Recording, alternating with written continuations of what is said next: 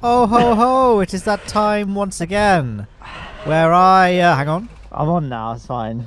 See, I'm doing a cycling video and I was in a lot of pain, as you can probably hear from my sounds. There you are. See this? Just go. As long as I just don't stop, we'll be okay. This interaction between commentary Matt and live Matt. Oh, it's not very smooth, is it? Oh, that's a bit of a weird sound balance, isn't it? But basically... Alright, I'm going to use the loo. Do you want to go see if we have to check in or anything? I keep interrupting myself. Wait for us.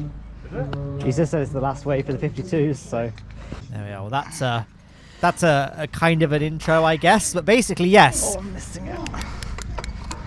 Yes, I said, oh, I was missing it because, yeah, they're counting down right now and I'm racing towards the start line for this, the Tour de Moor 2022 Beast Mode mountain bike race. I've had to sort of mute the footage for a second because there was lots of music playing at this point. I didn't want to get a copyright strike on my channel. This, my second channel. I earn literally dozens of pennies from this channel every year, so I need the monetization where I can.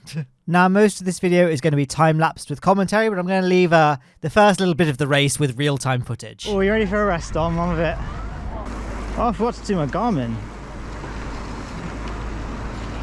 Just trying to do it on the fly. Tour de Moor 2022, go!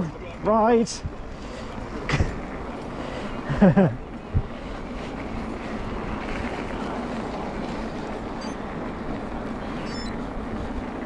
Yes! Oh, I didn't smile at the camera. Oh, this is nice.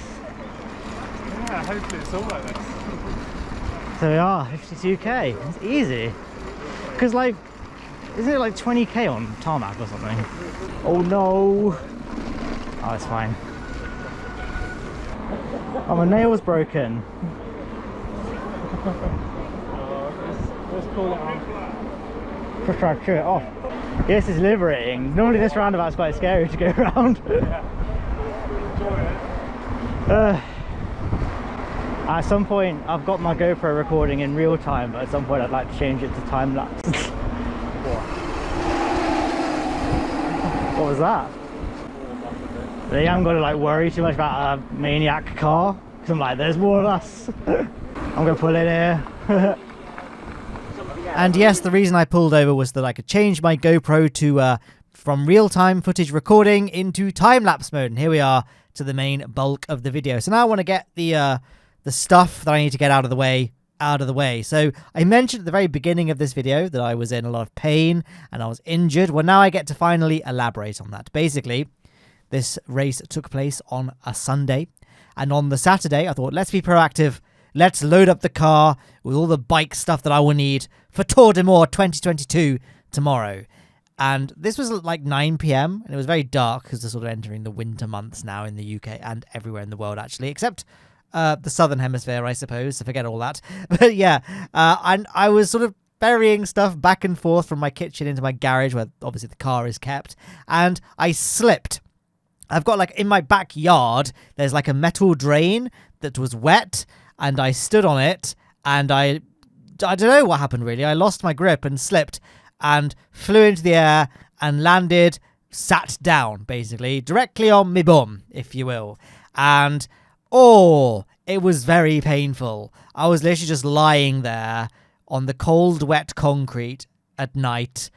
I couldn't move. I was in so much pain. I just like had to sit there for a good 30 seconds, let the pain subside. I was really worried I'd fractured my coccyx, like my tailbone, and yeah, it was really bad. Sitting down that evening after that was very, very painful. The act of standing up from a sitting position was very painful. It took a very long time. I was really upset with myself. I was like, of all the days to get injured, I pick the day before Tour de Moor 2022, which is a race I've been looking forward to all year. So I was gutted. So then the next day, I was still in a lot of pain, but I thought, right, I'm going to just go for a quick pedal up and down my street just to see if I can indeed operate a bicycle. And I could. It was a bit uncomfortable, but it was more the act of getting on the bike and walking to the bike that was painful. When I was on it, I was like, yeah, this is uncomfortable, but it was fine. So I decided to go ahead and do it anyway. So yes, this is the Tour de Moor 2022 Beast Mode route, which is the longest route of the race, which is 52 kilometers across a Dartmoor. Mud, sweat, and gears. Now, I appreciate I've been talking for 5 minutes now. Well, I guess I've not been talking for 5 minutes. There's been some real-time commentary stuff. But for the most part, this is a 5-minute long video thus far, and I haven't mentioned a really important thing. And that is, if you don't want to hear my voice, so already, not a great... You've already been listening to it for so long. There is a music video version of this video in the description of the video if you want to watch that. And, you haven't got to listen to my voice, basically. Because I like just showing these videos, like my friends and stuff, to show them what the race is. And I never like showing people videos of mine where I'm talking in it, because it just seems a bit narcissistic. So I like just making commentary-free versions, I should say, of videos with music and stuff, just to... and I don't make any money from that video. So it uses copyrighted music. So that will just get claimed by the record company. So, you're not going to be giving me any extra money by watching that video. So go ahead and watch it if you want, but don't feel you have to, etc., etc. Let's talk about the race. So here we are. The beginning of the race wasn't that interesting. It was just going on tarmac roads and basic gravel to get into the moors. And now we begin the worst part of the race, and that is climbing the Widowmaker. So this trail that I'm currently on is called the Widowmaker, and it's called that because most people, so not us right now, descend down it. And it's super rough, super stony, super gnarly, and the worst part is that it never comes out on GoPro like how it feels. I'm hoping that the fact that you can see people walking across it and there are humans for scale ahead of me, it sort of does a good job of showcasing just how rocky and rough and gnarly this climb is. But yeah, it was pretty brutal, especially when you've got a bruised coccyx, it was fine riding, but going over the big stones and stuff, ooh, I really felt it in my tailbone. And I was riding my hardtail on this race because generally XC, cross country, it's better to use a hardtail. I know there are full suspension cross country bikes that are objectively better than a hardtail, but those are still, reserved for the pros. They're really expensive. And that guy, by the way, did you see that guy blaze past on the right just there? That was an e-biker. And yeah, it was he hit my friend Dom. You obviously guys, if you guys watch these videos, you probably know Dom by now, mountain bikes, and he's frequently featured in my mountain bike videos. He was hit by that e-mountain biker. The problem with this race is that they allowed e-bikers to mix with the normal bikers.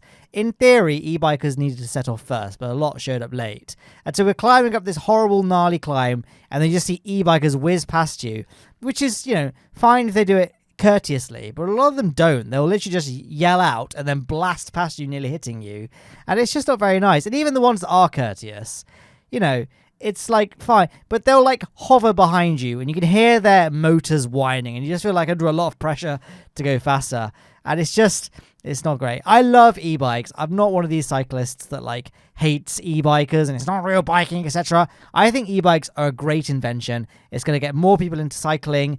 People that wouldn't be able to ride a normal bike can ride an e-bike. It's brilliant. But I just think that the etiquette of some of the e-bikes in this race was unfortunately not very good. Anyway, that aside, we've now completed the Widowmaker Climb, and we're now going on to the Princetown Descent. So yeah, this is pretty much the summit of the ride. Thus far, we do reach a higher point in a while, but not right now. Now we've got the worst horrible climb out of the way. We're going to start going back down to the bottom of the Widowmaker. And that brings me really to the worst part of this bicycle route. And that is that Widowmaker climb. I said it was the worst point of the ride. I wasn't exaggerating or being facetious. It literally was the worst part. And the worst part of that statement is that this race's route makes you do it twice. So I'm now spiraling and looping my way down to the bottom of where the Widowmaker starts, and then I've got to climb it all over again. And yeah, that's something that's in the back of my mind going down this descent. But this is a really cool little trail. If you live in the Plymouth area or the Dartmoor, this is a really nice route. This is the I don't actually know what it's called, but it's the Princetown Railway. So basically, back in the early 20th century, I guess, there was a steam train route that ran from Burrator Reservoir. I realize that this is probably lost on most people watching this commentary, so I'll keep this short. But basically, from Burrator Reservoir, you guys can use Google Maps, right? You know, it's fine. From Burrator Reservoir to Princetown, there was a steam train that ran the whole route. And in the modern times, you know, car is king, boo, I guess. Sorry if that's a base to take, but, you know, this is my second channel. I don't care if I lose subscribers. I didn't have any to begin with. So, yeah, there used to be a steam train around this route, and it was ripped up because of cars, I guess. But, you know, it was paved with, like, gravel and stuff, so it's now a really, really nice biking route. And you can kind of tell that this used to be a steam train line, because you can see how the landscape has been flattened to accommodate a railway, and it takes a bit of a windy, windy route. Windy? I meant just windy. Whatever. You guys know how these commentaries go on this second channel right now. They ain't perfect. I don't do second takes. We will just press on. It's a bit of a windy route. You can sort of see how, like, it's a really shallow gradient to accommodate a steam train, which obviously can't go up very steep climbs. And there's little sort of shadows of infrastructure here and there. Like, you'll see bridges and stuff that we go over, all part of the railway infrastructure. And, yeah, it's pretty good. Oh, are we about to hit? I thought we were. Yeah, there you go. There's a bridge right there, part of the railway infrastructure. And yeah, Tour de Moor 2023. Who's going to join me? If you do that race, you'll probably see me. You probably won't, actually. There's a lot of people that do this race. I think last year, me and Dom ranked something like 538th in total in the rankings. Now, I like to tell myself that there were 530 e-bikers. That's why we were so, air quotes, low in the rankings. But I know that we probably weren't that fast in the grand scheme of things. But I think this year, watching the footage back now in time-lapse, I think we've overtaken a fair few people. I reckon we can, we'll do all right. I don't actually know that they don't, the people that organise this race, St. Luke's charity, they don't release the times right away. It's a few weeks, so I don't know as of this moment how well we did. But hey, I'm hoping it was pretty good. But yeah, this bit was like super overgrown. But we're rapidly approaching the, I guess, metaphorical halfway point, for want of a better term. It's not the halfway point. It's actually slightly after the halfway point, but it's like before the second Widowmaker ascent. So for everyone's psyche, it's the halfway point. So here we are. We stopped here.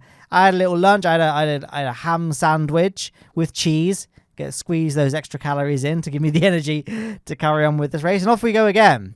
And yeah, it's great. I love this hardtail. I really miss this hardtail. I feel like I abandoned this hardtail because I was like, oh yeah, hardtail. I love hardtails. And then I got full suspension. I was like, this is just better though. But I do still have a soft spot for hardtails. I do think they are great. And for cross-country races like this, hardtail every day. And to be honest, even for trails, like, it's not worse. I mean, I guess, objectively speaking, it is worse because it's slower. And that's all that matters, right? Shred the gnar, bruh. But, like, it is a different experience. They are a different bike. And I'm still really glad that I've got a really good trail hardtail. So when I first got into mountain biking, you guys probably know this, I think, maybe through osmosis from watching the videos, I decided, well, I'm going to tell you guys the whole mountain bike story, because here you can see me beginning the Widowmaker Climb again. And there isn't really much for me to say that I haven't said already. There's Dom, by the way, ahead of me. He's much faster. I swear, guys, I am usually as fast as Dom on these climbs, but my bum was really hurting. I was in a lot of pain. You guys, you don't understand. Okay, now that's all. Now all those excuses are out of the way. I can carry on. Yeah, I decided in 2021 that, like, look, Beth, I got a little bit fat during lockdown 2020, so I want to get into exercise again, and I can't do the exercise I normally do, which is like tennis and stuff, because lockdown is still kind of here. Let's get into biking. So I bought some mountain bikes from Halfords, which is basically like a department store in the UK. Basically, they're not quite a Walmart, but like they sell cheap bikes basically. And I decided at that time that, you know what, Beth, £400. That's way too much money to spend on a bike.